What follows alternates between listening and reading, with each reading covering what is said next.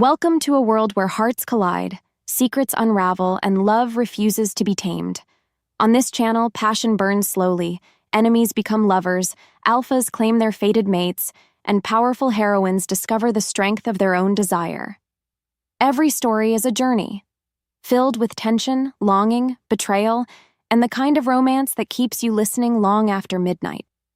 So close your eyes, turn up the volume, and let love sweep you away. Your next obsession begins now. Chapter 1. The Scullery Luna. The stench of wet fur and sour rot clung to the iron root borders like a burial shroud. I crouched in the canopy of a dying oak, my fey magic itching beneath my skin like 1,000 needles seeking an exit. Below me, the pack square was a pit of gray stone and even grayer souls. Truth be told, I hadn't come here for mercy.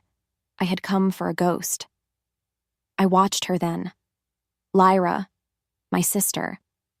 She wasn't the radiant girl I remembered from the Vance manor. Instead, she was a shadow wrapped in rags, hauling a bucket of slops that looked heavier than her own fragile frame. They called her the Scullery Luna, a title meant to mock the very blood that flowed through her veins. Because Silas was a man who thrived on desecration, he had turned a princess into a peasant. I gripped the bark of the branch until it groaned. Without warning, the heavy oak doors of the great hall swung open, and Silas stepped out. He looked like a king, but he smelled like a grave. "You missed a spot, Omega!" Silas roared, his voice a jagged blade that cut through the morning mist. Lyra didn't look up, yet her shoulders tightened in a way that told me she was counting his heartbeats. Before she could move, Silas backhanded her. The crack of bone against flesh echoed off the stone walls, a sound so sharp it felt like it hit my own jaw. In that moment, the shadows around me flared with a hunger I could barely control. The darkness leaked from my fingertips, coiling like vipers, ready to strike the throat of the man who dared touch my blood. Still, I stayed frozen. As the silence stretched, I realized I wasn't just watching a servant. I was watching a martyr waiting for a fire. Why did she stay? Why didn't she shift and tear his throat out? She didn't know what scared her more, the alpha's rage or the power sleeping in her own soul. Eventually, Silas spat on the ground and retreated, leaving her kneeling in the dirt, which meant I had to stay in the dark a little longer. My heart hammered against my ribs like a trapped bird. I needed to reach her, but the silver-laced wards of the pack were humming a warning. As the sky darkened, I felt the first pull of the blood pact, a cold chain tightening around my heart. I had to move. What followed was a slow, agonizing retreat into the deeper woods, where the trees don't just watch, they judge. Chapter 2. The Price of a Soul. The Fringe was a place where logic went to die and nightmares came to feed. I stood in the center of a blackened clearing, the air tasting of copper and old smoke. Deep down, she knew the truth, but I was the one living it. I had sold my soul to a monster to save a girl who didn't even know I was alive. "She looks broken, Lucian," a voice hissed from the void. It wasn't a man speaking, but a ripple in the air, a shadow darker than the night itself. The dark entity circled me, its presence a cold weight that made my lungs ache. Despite that, I didn't flinch. I had nothing left to lose but my life, and that had been forfeit years ago. "She is stronger than you think," I spat, my voice trembling with a rage I couldn't hide. "Is she? Silas plans to execute her under the moon goddess binding," the entity laughed, a sound like grinding stones. "He doesn't want a servant anymore. He wants a sacrifice. Not only that, he wants to watch the Vance line end in a whimper." To make things worse, the entity lunged forward, its formless face inches from mine. "You need more power, little prince. You need the dark to swallow the light. Give me another decade of your afterlife, and I will give you the strength to level that fortress." Maybe it was fate, or maybe it was just desperation, but I felt my hand reach for the dagger at my belt. I needed to save her. I had to. Because without Lyra, I was just a ghost in a suit of skin. But then, the entity paused, its eyes glowing with a sickly violet hue. "The binding won't kill her, you fool," it whispered. "It will wake the sleeping storm. Do you really want her to wake up? Do you want her to see what you've become?" As the wind shifted, I realized the entity wasn't just taunting me. It was afraid.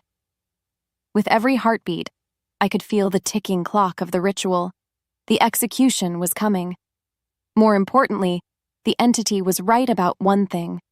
Once the storm started, there would be no shelter for anyone. I looked at my hands, stained with the ink of the pact. Eventually, I turned away from the void, knowing that the only thing worse than failing her was succeeding at the cost of my humanity. Chapter 3. The Temple of Ghosts. The Iron Root Temple smelled of incense and ancient dusty blood. I moved through the stone corridors like a smudge of soot, my shadow walk keeping me invisible to the guards. Yet, every step felt like walking through deep water. The silver in the walls was a constant, low-frequency scream in my ears. I found her in the lowest cell, a cage of iron and misery. "Lyra," I breathed, the name feeling heavy and strange on my tongue. The moment their eyes locked, I saw it. There was no recognition. There was only a hollow, wide-eyed terror that shattered what was left of my heart. She pulled back into the corner, her fingers clawing at the straw on the floor.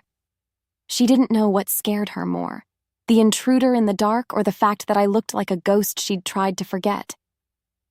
"I'm not going to hurt you," I whispered, reaching through the bars. Instead of reaching back, she flinched. "The Alpha says the shadows come for the wicked. Are you wicked?" Truth be told, I was. I was the monster in the closet, the blade in the dark. But because I was her brother, I reached into my cloak and pulled out the face stone. It was a small, pulsing amber gem that held the warmth of our father's hearth. I slid it across the cold floor. "Keep this close," I urged. "When the moon turns red tomorrow, hold it. Remember who you are, Lyra.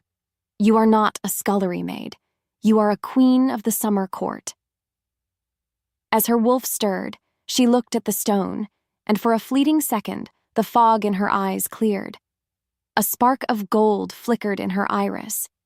She felt it, clear as day, the connection to a home she hadn't seen in a decade. Without another word, she reached out and touched the gem. As fire bloomed beneath her skin, she gasped, the heat of the magic clashing with the cold iron of her cage. Moments later, the sound of heavy boots thudded against the stone stairs. Silas's guards were coming for the midnight rounds. Before the words left her lips, I began to fade, the shadows pulling me back into the seams of the world. "Wait!" she hissed, but I was already gone. What's worse was leaving her there. I had to shadow walk away, feeling like a coward while she faced the silence alone. I stood on the roof of the temple, looking up at the moon that would soon demand her life. As if fate demanded it, the clouds parted, revealing a sliver of red. The ritual was set, the player was ready, and tomorrow the world would finally learn why you never try to cage a storm. Chapter 4. The Rite of Severance. The morning air was thick enough to choke a god. I stood perched upon the jagged cathedral spire, my fingers digging into the cold moss as I watched the pack gather like vultures around a fallen deer. That night had been a fever dream of guilt, but the dawn brought a harsh, unforgiving clarity. Below me, Silas stood on the ritual dais, his silver-tipped spear gleaming with a predatory hunger. What followed was the slow, rhythmic beating of drums that felt like a hammer against my skull. They dragged Lyra out in chains. No matter how hard she tried, she couldn't keep her knees from shaking, yet she held that amber stone tight in her palm. The moon goddess binding was designed to strip a wolf of their soul, leaving only a hollow shell to be filled by the Alpha's will. Because Silas wanted a puppet, he was willing to snap every string that made her human. Truth be told, I was seconds away from jumping, my daggers drawn and my heart screaming for blood. Before either could speak, Silas raised his hand and the crowd went silent. "Sever the link!" he bellowed. The air began to vibrate with a frequency that shattered the glass in the nearby windows. As the truth unraveled, I realized the ritual wasn't working. The silver light of the moon didn't enter her, It bounced off her like water hitting a hot plate. Instead, an iridescent glow began to leak from her skin, a shimmering violet gold aura that made the wolves back away in terror. Her body moved on instinct as she stood tall, the chains around her wrists glowing red hot until they melted into liquid slag. And just like that, everything changed. The pressure cooker of her magic finally blew. A shockwave of pure fey energy exploded from her center, leveling the wooden stands and sending alphas flying like autumn leaves. As the silence roared in the aftermath, the square was filled with a thick, glittering smoke. I didn't wait for the dust to settle. I dived. In that moment, I was a blur of shadow, cutting through the haze until I reached her. The tension broke when Silas locked eyes with me through the mist. He saw my fey mark, and he saw the princess he had tried to break.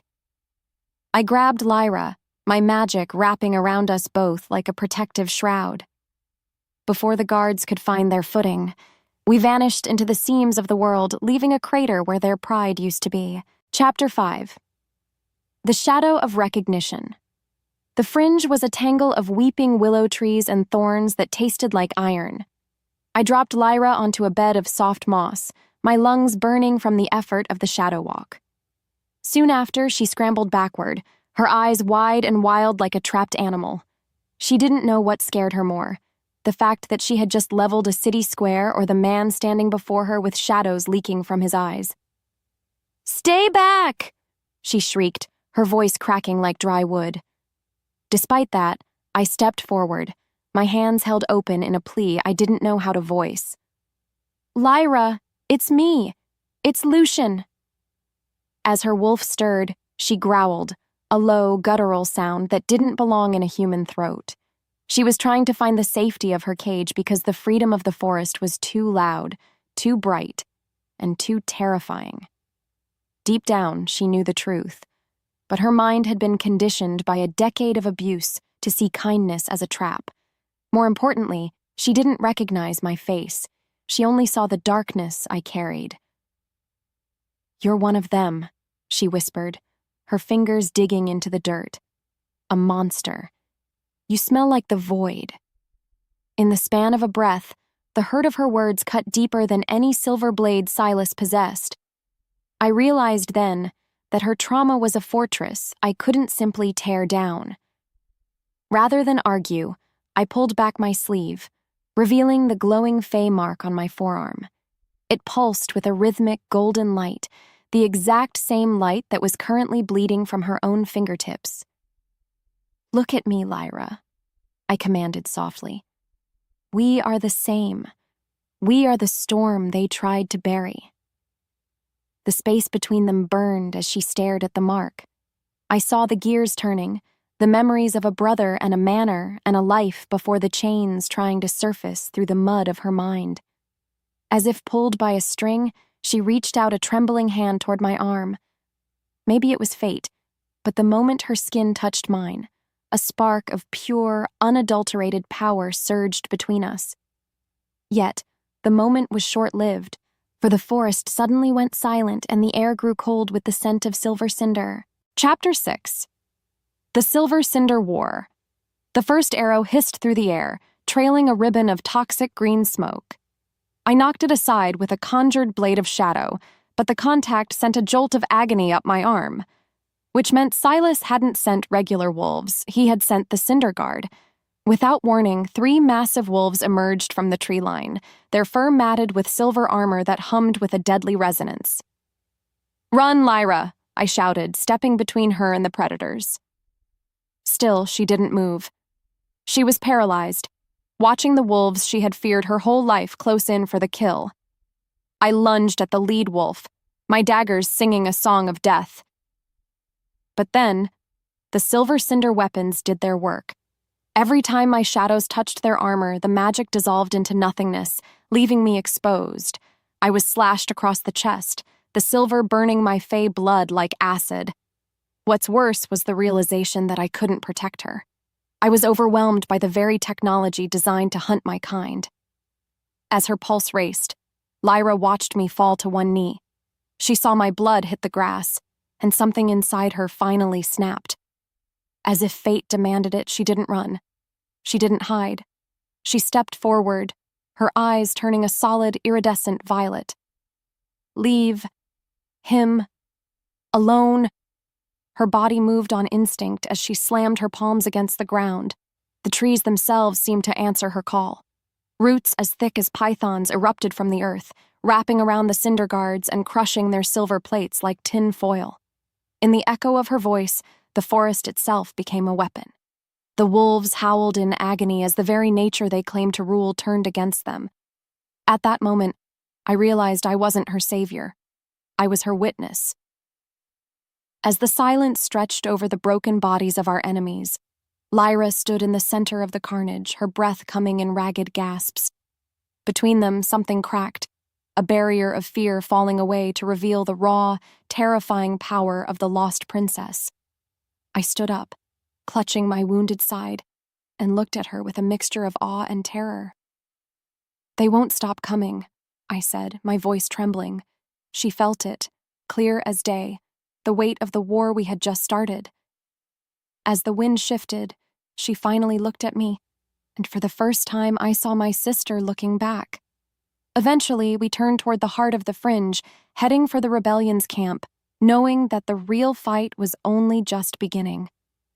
Chapter 7. The Court of Thorns.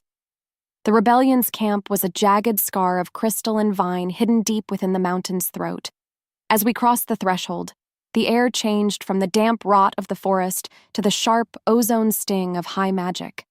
Still, the welcome was far from warm. A dozen Fey warriors materialized from the mist, their spears leveled not at the horizon, but at the girl shivering by my side. Because Lyra still carried the heavy, musky scent of the wolf pack, the sentries looked at her as if she were a plague rat. "You bring a mud into our sanctum, Lucian?" Commander Thorn spat, his wings twitching with barely suppressed disgust. Truth be told, I wanted to rip his throat out right there. Instead, I stepped in front of Lyra, my shadow mantle flaring to its full intimidating height. She didn't know what scared her more, the wolves who had beaten her or the family who now looked at her with such cold, clinical hatred. Not only that, Thorn's words were a spark in a room full of gunpowder. "She is a Vance," I growled, my voice echoing off the crystalline walls. "She is the blood of the summer court, and she has more power in her pinky finger than you have in your entire lineage." On the other hand, the camp was already whispering. I could hear the murmurs of wolf taint and omega trash drifting through the air. Eventually, Thorn laughed, a dry sound that lacked any humor. He challenged me then, a duel of honor to prove that I hadn't been compromised by my time. In the shadows. As if fate demanded it, I accepted. I had to legitimize her presence, even if it meant bleeding for it. Between one breath and the next, the circle was formed. What followed was a brutal display of Fey speed and shadow, a dance of blades that served as the only currency these desperate rebels understood. Chapter 8. The Weight of the Storm. The training grounds were a desolate stretch of black sand where the wind never stopped howling. I stood 10 paces from Lyra, my hand still bandaged from the duel with Thorn. Despite that, we couldn't afford to rest. I needed to weaponize her fury before Silas found us. Because I was terrified of her being vulnerable again, I acted with a clinical coldness that I knew was hurting her. "Again," I barked, my voice like a whip. "Focus on the anger. Focus on the moment Silas struck you." No matter how hard she tried, Lyra couldn't summon the iridescent light on command. She stood there, her eyes welling with tears, her small hands shaking. She felt it, clear as day, the wall in her mind that kept the magic locked away. In fact, her empathy was a lead weight. She didn't want to be a weapon. She just wanted to be safe. "I can't do it, Lucian," she whispered, her voice trembling. "Every time I reach for it, I see the faces of the people I hurt in the square." As the silence stretched, I realized I was pushing her too hard. Yet, the fear for her life made me cruel. I lunged at her, a controlled strike intended to provoke her survival instinct. Without thinking, Lyra threw up her hands. A burst of raw, searing heat erupted from her palms, catching the edge of my tunic and scorching the skin of my forearm. As fire bloomed beneath her skin, I saw it. For a split second, her eyes weren't those of my sister. They were the eyes of a vengeful goddess. A beat later, she realized what she'd done. She collapsed to her knees, looking at my burned hand with a horror that was physically painful to witness. As her soul answered the guilt, the magic vanished, leaving us both in the cold. I looked at the burn and then at her. More importantly, I saw the vengeance in her eyes that I feared most in myself. She wasn't just a storm. She was a mirror, reflecting the monster I had become to keep her alive. Chapter 9: The Price of Mercy. The scouting mission to the border was supposed to be a simple reconnaissance. Instead, we found a nightmare. In a clearing just outside the Iron Root territory, a group of Omegas, the very people Lyra had lived with, were chained to silver posts.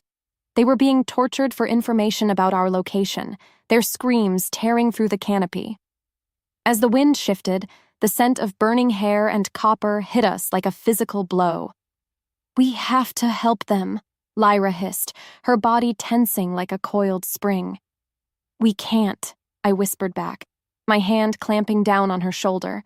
"It's a trap, Lyra. We stay under cover. The mission is the priority." Which meant I was choosing the war over the people. As her wolf stirred, Lyra looked at me with a profound, soul-deep disappointment. Deep down, she knew the truth. I had become as pragmatic and cold as the men we were fighting. But then, without a word of warning, she broke my grip. Her body moved on instinct as she sprinted into the clearing, her iridescent light flaring like a fallen star in the gloom. Without another word, I was forced to follow. I became a blur of shadow, cutting down the guards before they could even draw their silver cinder blades. In the span of a breath, the clearing was a chaotic mess of magic and steel. Lyra didn't fight like a soldier. She fought like a mother protecting her young. She tore the silver posts from the ground with her bare hands, her magic neutralizing the poison. As the truth unraveled, I realized she was right, and I was wrong. The Omegas weren't just collateral. They were the heart of the world she wanted to build. Eventually, we managed to get them back to the tree line. That night, as we led the limping survivors back toward the camp, I watched the way they looked at her. They didn't see a wolf-tainted girl, they saw a savior. So, I realized that her weakness, her empathy, was actually the greatest lure she possessed. By the time we reached the crystals of the hidden city, I knew that I couldn't lead her anymore. I could only hope to keep up with her. Chapter 10: The Blood Mill. The messenger didn't die easily, and for that, I felt a flicker of pity. I stood over his broken form in the damp hollow of a cedar grove, my fingers trembling as I unrolled the parchment I'd pulled from his vest. That night, the air felt thinner, as if the forest itself was gasping for breath. What followed was a descent into a nightmare I hadn't dared to imagine. The letter detailed the construction of a blood mill deep within the Iron Root fortress. Because Silas was no longer content with ruling the land, he had found a way to harvest Fey essence to fuel a serum for immortality. To make things worse, the schematics showed a central chamber designed specifically for a high-output source. She didn't know what scared her more, the physical pain or the loss of her soul, but I knew the truth. My sister was the ultimate prize. Silas didn't want her dead. He wanted her drained, drop by drop, for eternity. Still, I kept reading, my eyes scanning the list of rebellion targets. Eventually, my breath hitched. My own name was scrawled in red ink at the bottom, marked with a symbol that made my skin crawl, the sigil of my own blood pact. Which meant the wolves didn't just know I was a Fey spy, they knew exactly who owned my soul. I crumpled the paper in my fist, the shadows coiling around my arm like a dying snake. As the silence stretched, I realized the stakes had shifted from a simple rebellion to an extinction event. If Silas succeeded, he wouldn't just be an alpha. He would be an undying god fueled by the blood of my people. More importantly, I realized I was running out of time before the entity came to collect its due. As the wind shifted, I knew I had to push the rebellion into a suicide mission, or watch Lyra become a battery for a monster's vanity. Chapter 11. The Shadow Exposed. The raid on the Silver Cinder caravan was supposed to be a surgical strike. Instead, it became a slaughterhouse. We were pinned down in a narrow ravine, the air thick with the acrid green smoke of cinder bombs that neutralized our fey wings. Without warning, a volley of silver-tipped bolts rained down from the ridge. One whistled past Lyra's ear, and I felt a cold spike of terror that overrode every ounce of my training. Her body moved on instinct, trying to erect a shield, but the cinder smoke was choking her magic. "Lucian, I can't reach it," she cried, her voice drowned out by the roar of the wolves above. Because of that, I did the one thing I promised I would never do. I reached deep into the core of my being and pulled on the chains of the blood pact. As fire bloomed beneath her skin, a different kind of power erupted from me. Not the golden light of the Vance line, but an oily, suffocating darkness that swallowed the sun. The shadows didn't just protect us. They tore through the caravan like a sentient hurricane, shredding steel and bone alike. In that moment, I wasn't a prince. I was a void. The tension broke when the last wolf fell, but the silence that followed was even more terrifying. Lyra was staring at me, her face pale and her eyes reflecting the monstrous black aura still clinging to my skin. She felt it, clear as day, the wrongness of my power. It didn't smell like the forest. It smelled like the grave. "What was that?" she whispered, her voice trembling. "Lucian, what did you give them to find me?" Truth be told, I couldn't look her in the eye. I felt exposed and humiliated. My deepest shame laid bare in the wreckage of the ravine. As the silence roared, I watched the realization dawn on her face. She saw the ink-black veins receding into my wrists and knew I had traded my soul for her safety. And just like that, everything changed as the bridge of trust we had built began to crumble into the ash of the caravan. Chapter 12. The Rift of Martyrs. The aftermath of the raid was a bitter taste of iron and regret. We sat in the mouth of a nearby cave, the rain hissing against the rocks outside. On the other hand, the internal storm was much louder. I was pacing like a caged animal, fueled by a mixture of guilt and the aggressive residue of the dark magic. As her wolf stirred, Lyra watched me with a pity that felt like a slap. "You shouldn't have done it," she said softly. "I would rather have died in that ravine than see you become that." "You don't understand," I snapped, turning on her. "You need to be harder, Lyra. You think empathy will win this war? Silas is building a factory to turn your blood into a cocktail for his council. Because I am the only one willing to do what is necessary, you are still breathing." No matter how hard she tried, she couldn't understand my pragmatism. In fact, my words were a wall between us, thick and insurmountable. I was pushing her away, trying to shield myself from the look of disappointment in her eyes. Rather than listening, she stood up, her own iridescent light flickering with a renewed, stubborn flame. "If being hard means losing my soul, then I'll find another way," she declared. She didn't know what scared her more, the enemy in the fortress or the brother standing in front of her. Just like that, the bond pulsed with a sharp, discordant note. We were no longer a team. We were two different philosophies fighting the same war. Before she could move, a hawk owl from the rebellion camp landed on a nearby ledge, a small silver tube attached to its leg. I snatched the message, my heart sinking as I recognized the seal. What followed was a taunt from the grave. Inside was a small, tarnished signet ring, our father's ring. Silas had sent it with a simple note. "The head of the family belongs at the head of the mill." Maybe it was fate, but I knew it was a trap designed to lure us both into the heart of the Iron Root Fortress. Yet, as I looked at Lyra, I saw she was already reaching for her cloak.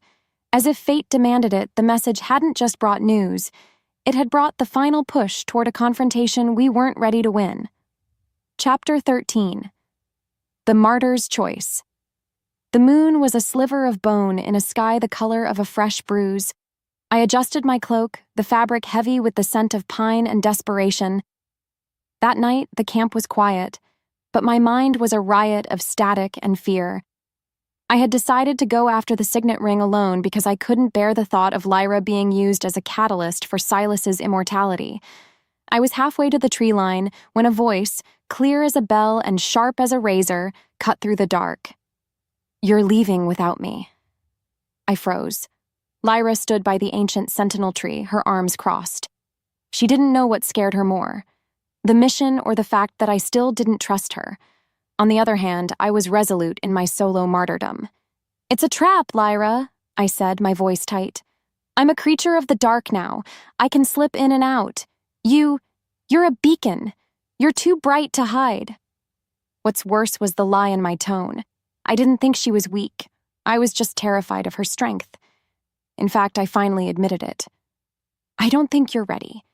You're too soft for what happens inside those walls." Before she could move, Lyra pulled a piece of marriage silk, the last remnant of her life as Silas's Luna, from her pocket. As if pulled by a string, she held it over a flickering torch until the flame caught. The white fabric curled and blackened, turning to ash in the wind. And just like that, everything changed. She looked at me, her eyes burning with a fire that had nothing to do with her fey blood. "The girl you're trying to protect died in the scullery, Lucian," she whispered. "Lead the way, or get out of mine." Eventually, I lowered my head and gestured toward the path, knowing I had lost the fight to keep her safe. Chapter 14: The Fortress of Cinders. The Iron Root Fortress loomed over the valley like a jagged tooth. We moved through the outer perimeter, my shadow-walking ability straining against the hum of the silver cinder wards. With every step he took, I felt the poison in the air, a metallic tang that made my teeth ache. Yet, we found a way in through the old scullery paths, narrow, filth-choked tunnels that Lyra knew by heart. Because of that, we bypassed the main gate. But then, as we emerged into the lower levels, the true horror of the blood mill came into view. The air thickened with the smell of ozone and copper. Huge vats of shimmering liquid lined the walls, connected by glass pipes that pulsed like veins. Under the weight of his stare, I saw Lyra's hand go to her mouth. "They're harvesting us," she breathed, her voice trembling. More importantly, the silver cinder was everywhere. It wasn't just in the weapons. It was woven into the very stones of the floor. It hummed like a headache, a constant vibration that felt like it was trying to shake my soul loose from my body. No matter how hard she tried, Lyra couldn't keep her light from flickering. We were deep in enemy territory, and there was no retreat. As the silence stretched, I realized the signet ring wasn't hidden in a vault. It was sitting on a pedestal in the center of the hall, glowing with a faint, unnatural light.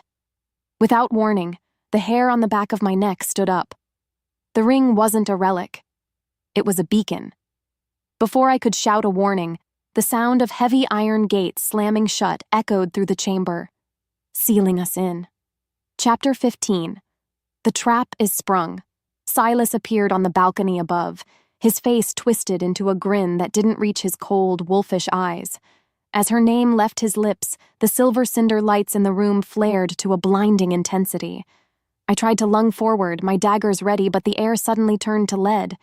Because the silver was specifically tuned to my dark pact, my magic didn't just fail, it turned inward, paralyzing my limbs with a cold, numbing agony. "I knew you'd come, Lucian," Silas shouted, his voice echoing. "The lost prince and his sacred sister. 2 birds, 1 stone." As the truth unraveled, I watched in helpless terror as a dozen cinder guards surrounded Lyra. She tried to fight, her iridescent light flaring, but the silver cinder hum was too strong.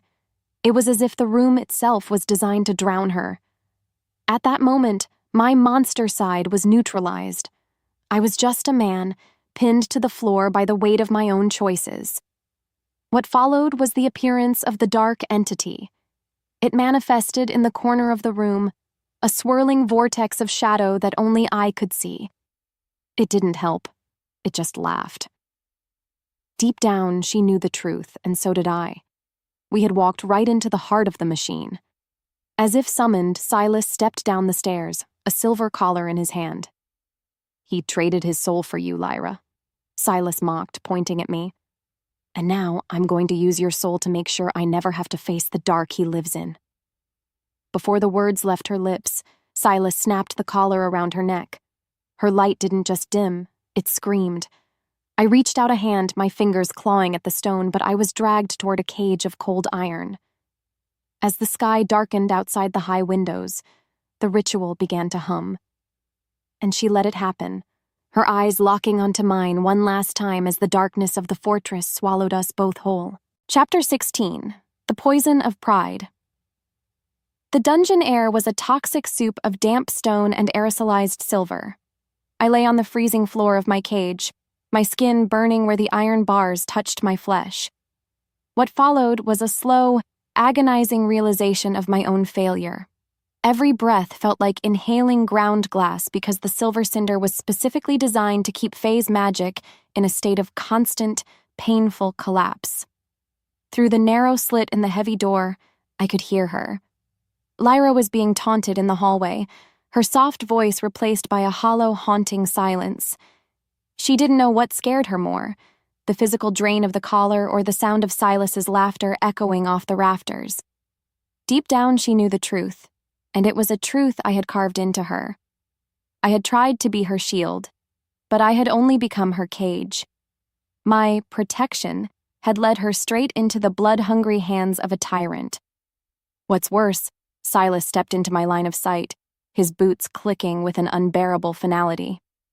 "She's a remarkable donor, Lucian. Her essence is so pure. It's almost a shame it will only last a few days before she withers away." In that moment, my hero complex didn't just break, it shattered into a million useless pieces. I was a prince of nothing. I was a warrior who couldn't lift a finger. As the silence roared, I felt the first real sting of despair, a coldness that no Fae fire could ever warm. I had sold my soul for a life that was now being siphoned into a glass jar. As the sky darkened through the high, barred vents, I closed my eyes, wishing the darkness would simply swallow me whole. Chapter 17. The Refusal of the Void. "You look pathetic, little prince," a voice hissed from the corner of my cell. The dark entity didn't need a key to enter. It simply bled out of the shadows like ink in water. It circled my cage, its form flickering with a twisted violet energy. On the other hand, I didn't even have the strength to snarl. The entity leaned in, its presence a cold pressure against my aching ribs. "I can open this door, Lucian. I can give you enough shadow to rip Silas's heart out right now. All you have to do is tell me where the rebellion's hidden camp is. Give me the rest of your people, and I will give you your sister." Maybe it was fate, or maybe it was the image of Lyra burning her marriage silk, but something inside me went still. I looked at the entity, seeing it for the first time not as a savior, but as just another Silas, another master looking for a slave. Truth be told, I was tired of being a pawn. "No," I croaked, the word tasting like copper. As the truth unraveled, the entity's form flared with rage. "You would choose to die in a cage? You would choose to let her bleed out for a sense of dignity you lost years ago?" "I would choose to die as a man," I whispered, my voice growing steadier with every word. "I won't be the reason she wakes up in a world of ghosts. Rather than live as a traitor, I'll let the light go out." In the span of a breath, the entity vanished, leaving the cell colder than it had been before. I had broken my mental loop of survival at any cost. Still, I was dying. The silver was in my blood now, turning my veins to lead. But then a massive explosion rocked the foundations of the fortress, the sound vibrating through the very stones of my cage. Chapter 18. The Vision of the Bridge. The world was spinning in slow, nauseating circles. I lay back on the straw, the sounds of the battle above fading into a rhythmic hum. Because of that, the visions began to take hold. I saw the Vance Manor before the fire, I saw our fathers laugh and Lyra as a child chasing butterflies through the summer grass. As if fate whispered, I realized the role I was meant to play. I was never meant to be the hero who killed the dragon. I was the bridge that allowed the dragon slayer to cross the abyss. I had kept her alive through the dark years so that she could become the light this world needed. As her soul answered the call of the ancestors, I felt a strange, quiet peace wash over me. "I'm sorry, Lyra," I breathed into the empty air. "I'm letting go." She didn't know what scared her more, the silence or the sound of the door being ripped off its hinges. Without warning, the heavy iron slab didn't just open, it was torn away by a pair of massive, scarred hands. I looked up, expecting Silas or the entity. Instead, I saw a wolf. But it wasn't a cinder guard. It was an Omega, his eyes filled with a fierce, rebellious fire. "The princess said you were here," the wolf growled, his voice a rough rumble of hope. A beat later, he reached in and hauled me out of the straw. The fortress above was screaming with the sound of a revolution I hadn't seen coming, which meant the Scullery Luna hadn't just survived, she had inspired an army while I was busy counting my sins. In the stillness that followed my rescue, I realized the dark night was over. I wasn't the one saving her. She was saving the world, and she had sent her new pack to bring her brother home. As if the forest watched from a distance, the first rays of a new kind of dawn began to bleed through the smoke of the burning fortress. Chapter 19. The Army of the Broken. The air above the fortress was no longer choked with the scent of fear, but with the electric charge of a coming storm. I leaned heavily against the shoulder of the Omega, who had pulled me from the dark, my legs feeling like brittle glass. Soon after, we reached the upper ramparts, and the sight that met my eyes stole what little breath I had left. Because I had been rotting in a cage, I hadn't seen the fire Lyra had lit in the hearts of the downtrodden. Thousands of Omegas and Fae stood side by side, a sea of ragged cloaks and sharpened farm tools. In that moment, I felt a humility so deep it ached more than the silver poisoning. I had spent years treating Lyra like a fragile porcelain doll. Yet, as I looked up, I saw her standing on the highest parapet, her iridescent light glowing so brightly, it made the moonlight look like a guttering candle. "Lucian!" she cried, her voice carrying over the roar of the crowd. She felt it, clear as day, the relief of seeing me alive. I looked at the unbound army she had gathered and realized my role had changed forever. I wasn't her master and I wasn't her superior. Rather, I was a soldier in her service. As if fate demanded it, I knelt, not out of weakness, but out of a profound, unadulterated respect. "The fortress is internally weak," I shouted, my voice rasping but firm. "The scullery paths lead directly to the heart of the blood mill. If we strike now, we can end this before the moon turns." As her wolf stirred, Lyra nodded, her eyes reflecting a light that was older than the stars. She wasn't just a girl anymore. She was the sun around which we all drifted. What followed was the sound of 1,000 voices rising in a single, unified howl that shook the very foundations of the Ironroot Mountains. Chapter 20. The Scullery Strike. The plan was a gamble born of blood and memory. We moved through the damp, narrow veins of the fortress, the very paths Lyra had scrubbed on her hands and knees for a decade. Still, I was the one guiding the strike team because I knew exactly where the silver cinder dampeners were located. We moved in a silence so thick it felt like a physical weight. "Here," I whispered, pointing to a seam in the stone where the glass pipes hummed with stolen essence. More importantly, I watched Lyra coordinate the troops.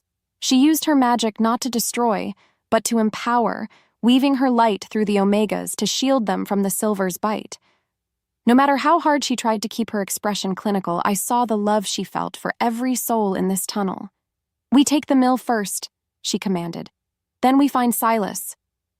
As the silence stretched, I pulled our father's signet ring from my pocket, the one I had managed to snatch during the chaos of the escape.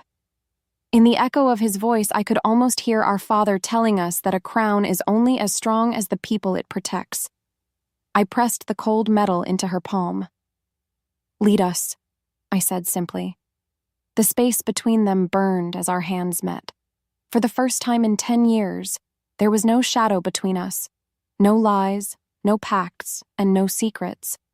Just like that, the bond pulsed with a clarity that made my fey blood sing. We were the Vance children, and we were home. Before she could move, the ground beneath us groaned as Silas activated the primary harvest mechanism, signaling the start of the final showdown. Chapter 21. The Shield of the Eclipse. The march on the High Council chamber was a gauntlet of fire and silver. I led the diversionary strike, my body acting as a living shield for Lyra as she made her way toward the central dais. Without warning, the Cinder Guards unleashed a volley of toxic arrows that turned the air a sickly, translucent green. Because of that, I had to push my fey magic to its absolute limit, conjuring a dome of solid shadow that absorbed the impact of the poisoned glass. "Go!" I roared, the effort making my nose bleed. "Don't look back!" As the sky darkened, the lunar eclipse began. The moon was being swallowed by a shadow that looked like a bruised eye, casting the world into a terrifying, unnatural twilight. What's worse was the way the High Alphas fought. They were desperate, cornered animals using every ounce of their stolen power to keep us at bay. In fact, I was nearly overwhelmed by a council member twice my size, his silver claws raking across my ribs. But then, the world went completely black. In the stillness that followed, the only light left in the universe was Lyra. She reached the center of the chamber, her body becoming a pillar of iridescent flame that pierced the heart of the eclipse. She didn't know what scared her more, the power she was holding or the man she was about to face. Silas stood at the center of the mill, his eyes glowing with the stolen blood of 100 fae. As the bond pulsed, I felt her resolve harden into diamond. I held the line at the doorway, my daggers flashing in the dark as I kept the reinforcements from reaching her. With every heartbeat, I knew I was dying, but for the first time in my life, I didn't care. I was the shield, and the shield was holding. As if fate demanded it, the world tilted, and the final confrontation between the Scullery Luna and the False King began in a roar of light. Chapter 22. The Ash of the Tyrant. The world was a screaming vortex of violet light and red shadow. I lay on the cracked marble floor of the High Council chamber, my vision blurring as the silver in my veins staged its final, desperate coup. Still, I forced my eyes to stay open. I had to see this. Because Silas had gorged himself on stolen essence, he looked like a god made of thunder and glass, but he was nothing compared to the girl standing before him. "You are nothing but a thief!" Lyra's voice didn't just ring. It vibrated through the very marrow of my bones. As if fate demanded it, she didn't strike him with a blade. Instead, she opened her arms and did the one thing Silas couldn't comprehend. She offered him a path to redemption. But then, the greed in his soul was too deep. He lunged at her, his silver-tipped spear aimed for her throat. In that moment, Lyra's light turned from a soft glow to a blinding, incandescent sun. She didn't just block the blow, she absorbed the curse of the blood mill itself, drawing the stolen energy back into her own being. What followed was a silence so profound it felt like the world had stopped spinning. Silas began to crumble, not from a wound, but from the weight of his own emptiness. As the truth unraveled, he turned to ash before my very eyes, a shadow being erased by a rising sun. Her world tilted, as the magical hierarchy Silas had built collapsed like a house of cards. The silver cinder hum stopped. The pipes shattered. The air became sweet and cold once more. A beat later, the light receded. Lyra stood in the center of the ruin, her breath coming in shallow gasps. The moment their eyes locked, I saw my sister, not a queen, not a martyr, but a girl who had finally found her way home. She reached out a hand and pulled me up from the wreckage. And just like that, everything changed, for we were no longer a prince and a servant, but equals standing in the dust of a fallen empire. As the eclipse faded, the first rays of the true sun began to wash over the fortress, turning the blood on the stones into gold. Chapter 23. The banishment of the dark. The aftermath of the victory felt like waking up from a decade-long fever. I stood on the edge of the blood mill, watching as the liberated Omegas used their hammers to shatter the glass vats that had once held their hope. More importantly, I had one final debt to settle. I retreated to the deepest shadow of the chamber, where the air was still cold with the residue of my failed deal. "You lost," I whispered into the dark. As if summoned, the dark entity flickered into existence, its form ragged and weak. She didn't know what scared her more, but I knew exactly what the entity feared: the light of a soul that no longer belonged to the dark. I held up my hand, where the Fey mark was now pulsing with a steady silver radiance. Because Lyra had broken the curse of the land, the power of my blood pact was a brittle chain waiting for a spark. "She will never be yours," I declared, my voice echoing with a strength I hadn't felt in years. "And neither will I." Without warning, I reached out and touched the center of the void. I didn't use shadow to fight it. I used the peace Lyra had given me. As fire bloomed beneath her skin, a wave of pure cathartic light surged from my mark, incinerating the last of the ink-black veins on my arms. The entity let out a final, hollow scream before dissolving into nothingness. Truth be told, I felt a weight lift from my chest that I had carried since the day I sold my soul. Eventually, I found Silas's old crown lying in the mud near the doorway. It was a heavy, ugly thing made of cold iron and spite. Rather than claim it, I tossed it into the central furnace, which meant the era of kings and masters was truly over. As the silence stretched, I walked out of the mill and into the light, finally a free man. Chapter 24. The New Dawn. The Vance Manor was a skeleton of its former self, but beneath the scorched stone, the earth was already beginning to breathe again. I stood on the balcony of the restored East Wing, watching the fields below. That night was different from all the nights before. There was no scent of silver, only the smell of blooming night jasmine. Soon after, a group of young wolves and fey children ran past the gate, their laughter a music I never thought I'd hear. Lyra joined me on the balcony, her hair caught in the soft evening breeze. She felt it, clear as day, the peace of a world where she was no longer a prize to be hunted. "What will you do now, Lucian?" she asked softly. "I think I'll stay," I replied, looking out over the refuge we had built together. "I've spent my life being a weapon. I'd like to see what it's like to be a gardener for a change." As her soul answered, she leaned her head on my shoulder. I realized then that power wasn't about standing above others. It was about the strength required to lift them up. I had thought I had to become a monster to save my sister, but the truth was much simpler. Maybe it was fate, but I only had to survive long enough to let her save herself. Deep down, she knew the truth. And now, so did the world. In the stillness that followed, I looked at my hands. The shadows were gone, replaced by a soft, silver light that seemed to mirror the stars above. With every heartbeat, the land was healing. And she let it happen. The new dawn breaking over a kingdom where no one would ever have to scrub a floor in chains again.